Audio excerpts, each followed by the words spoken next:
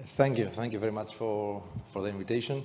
I think that the biggest challenge that we have to face is that on the road to sustainability is a transition from ambitious goals and strategies to practical and difficult implementation in an ever-changing environment. I think this is more important for energy sector compared to other productive sectors. The challenges here are manifold, and companies are called to ensure energy security of supply while reducing their environmental footprint, and of course maintaining a low cost of energy and a broad accessibility for a just transition.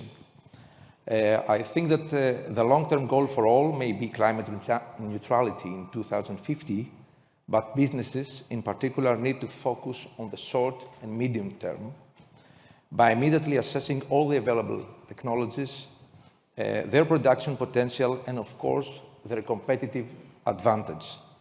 I think that recently, more realistic scenarios seem to prevail, as previously stated, for the green transition, and I'm referring to the Council of the Environmental Minister in Europe, and also in the climate summit held in Dubai, about more realistic options for the energy transition. And these options include, I think, the hydrocarbon option, of course, with a great focus to natural gas that remain essential for the energy transition, and also the liquid fuels that, thanks to emission capture technologies and other low-carbon technologies, remain as a transition fuel, and as the demand is high, as we discussed previously. I think that the energy transition concerns all and requires a long-term effort, a realistic and holistic approach for all companies, and an understanding of strategic priorities. I think that all the technologies must be used in the future, and especially for the refining and petroleum projects, the future of them relies on adapting to the new environment rather than replacing these technologies, these production technologies. If Europe's ambitious climate targets are matched by a coherent plan to achieve them, the decarbonization will be an opportunity for Europe. As clearly stated by the recent Draghi report in EU, I think this is very important. If we fail to coordinate these policies, there is a risk that decarbonization could run contrary to competitiveness and growth. A joint decarbonization and competitiveness plan is required, where all policies are aligned behind the EU objectives.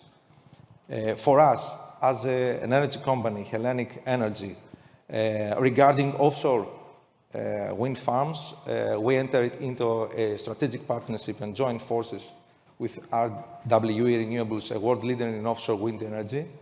This is very important for us with respect to the goal of the government in Greece, that we have a goal of 1.9 gigawatts of offshore wind power by 2030. This is very important for the implementation of the National Plan for Energy and Climate, I think. Energy companies are on a good trajectory of energy and digital transformation. They are largely redefining their vision based on ESG criteria, and also readjusting their business strategy and capital allocation towards cleaner form of energy. HELLENiQ ENERGY has been transforming rapidly in recent years, implementing the Vision 2025 program, a complex strategic and business plan for a cleaner and more sustainable future. Mainly, we are focused on four main pillars. These relate to operational excellence in all core activities, in all our traditional activities, the development of new energy market activities such as biofuels, electrification, and alternative sustainable energy, the acceleration of targeted renewable energy and storage portfolio development in Greece, but also and abroad.